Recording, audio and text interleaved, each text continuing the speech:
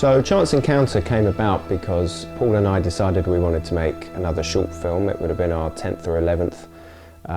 And I had the idea, just very loose, broad idea, that I wanted it to feature an older man talking with a younger woman. We wrote quite a lot of draft outlines and ideas, and eventually Paul came up with one idea that had a science fiction element to it, which struck a chord in me, and then we started narrowing it down, and we got to the point where I realised that perhaps we could actually turn this idea into a Star Trek story. Yet convention dictates women must still torture themselves to look good at parties. Some things never change. Though I must say it is nice to aspire to elegance on occasion. Elegance is forgetting what one is wearing. I was attracted to Chance Encounter because of the wonderful quality of the writing. It's a beautiful script, and I thought it would be a lot of fun to be involved with the project. Within a 20-minute film, there's quite a few story strands going on. So we have the character of Rose, who is very much making a decision. I think she's a very interesting character to play because she's at a transitional period in her life. She is coming to a point in her life where she's going to have to make some decisions about how she's going to live, which path she's going to take. And then we have Hayward's character, Dr. Good, who is a recent widower. He's also acting criminally, but we as the audience aren't entirely sure why at the start of the film he's doing that. Dr. Good, you have stolen a Starfleet vessel. Return it immediately. And then we have our two officers, played by Sartaj and Emily, and they're sort of launching an investigation trying to figure out what he's doing. But what would make him want to come back to Orin-2 now? It's our job to find out. I had one monologue in particular which I felt was quite challenging. The character begins the monologue in one frame of mind and ends the monologue in a different frame of mind. She has a shift, she changes her mind as she's speaking, and I found that very difficult and challenging as an actor to make that journey believable. I have never been so scared in all my life. I found out later that only part of the message had been received. We were cut off. Yet Mark, flying blind, against orders, risking his career, flew a shuttle through the solar storm, solo. I felt like that speech that my character had kind of was the main axle or crux of the whole film. It was the emotional high point of the film, and a lot of the prior scenes had been leading towards it. So I felt quite a lot of pressure. I thought if it all goes wrong, then the whole film will be a bit kind of anticlimactic and fall a bit flat. So fingers crossed, I hope it looks all right. Emily's character, Carver, she herself is on a very similar parallel arc to Rose in that she's also kind of torn between her career or love. Have you ever cared for someone?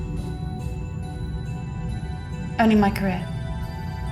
I have no time for romantic pursuits. So they kind of mirror each other, the two female characters. One of the things I had to do was find a location where we would be able to film the scenes that come at the end of the film. When, of course, the weather wasn't great, we were out in a very large field, so the wind would just rip right across it. And action. Hold your position, Doctor. No sudden movements. Lower your weapon, Ensign. We had so much dialogue to get done in those scenes as well. How did he get out of sensor range on foot in only 30 minutes? It's much easier if you can shoot indoors, and so the shuttle days were much easier by comparison. He knew the transporters wouldn't function due to nebula interference. He's now a fugitive who's used his Starfleet knowledge to gain a head start on us. The building of the shuttle was probably the sort of biggest part of the pre-production. Gary built the sets himself, a really amazing looking set. So there's one set that looks like the inside of a spaceship, which I didn't get to film in, which I'm really annoyed about. One of the first things I did was look through the books I already owned and also go online and try and find as much reference material about the shuttle as I could. I've been planning it out. I've got a bunch of diagrams and stuff here, so some people might be aware of these drawings, which were official ones that came off of, I think, the Star Trek magazine years ago. So I've been using it as a guide. It's good to get angles and stuff. This set that we were building, it had to be very easy to move. Where I was building it at my house isn't where we were going to be shooting it. I've had to sort of think it through as I built it, to make sure that I can take it apart and put it back together quickly and transport it in small pieces. I don't have a workshop or anything. I've just got a couple of basic cheap power tools and that's kind of it, and a garden and a living room. So I'm sure if I had access to a workshop, I could have made it a lot quicker and probably a lot better. Star Trek fans will know a huge part of the visual look of the show that we were trying to emulate is the graphic elements, whether it's the LCARS control panels or the little red labels that we always see everywhere. I had to design the new graphics ready for the various panels that we had around the ship, and very exciting when they arrived for the first time. You get a little bit of a nerdy, geeky buzz out of seeing that kind of stuff. It was fun. So here we go.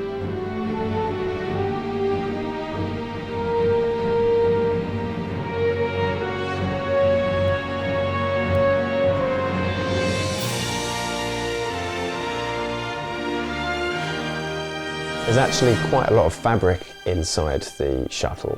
Here's a lesson: don't buy fabric via the internet. Go somewhere and physically look at it, because I just kind of tried to go for a colour that looked like the walls of Captain Picard's ready room. And then I got this fabric and it was, it wasn't quite right. These frames that will go along the door. At first I thought, no, I'm sure it's fine, it's okay.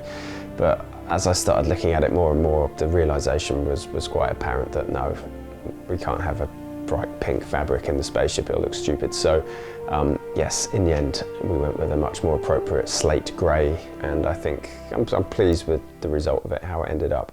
That's it, we're matching his course exactly.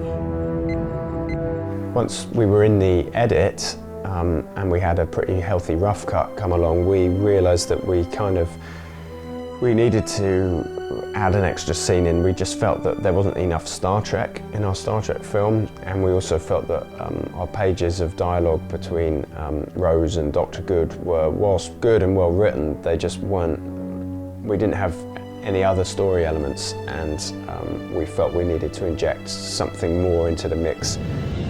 We decided to write this other brief scene, which is the captain's log and the scene in the turbo lift. Decade. Captain? Lieutenant, you will bring my shuttle back in one piece. Absolutely, sir. Understood. It meant building yet another set, a second set, which we hadn't planned on. We really didn't have much money, but I really didn't want to do just a green screen thing. You know, I think the physical sets look better than even the best green screen, certainly at the kind of end of the budget that we're talking about. Excellent. Proceed with your investigation as you see fit. Aye, sir.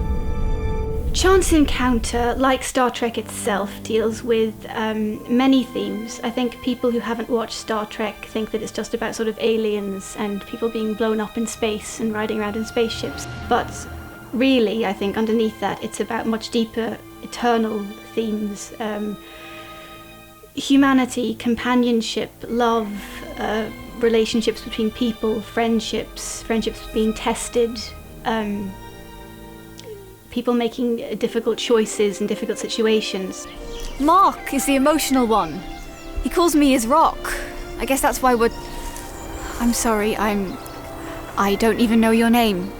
And I think that's what this film deals with, and that's what keeps Star Trek current and modern. Love.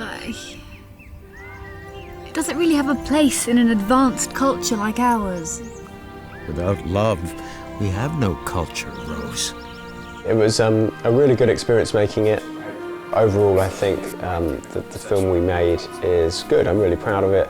I hope people will enjoy it, and who knows, if it goes down well enough, maybe we'll even try and make another one in the future. So, yeah, thanks for watching Chance Encounter.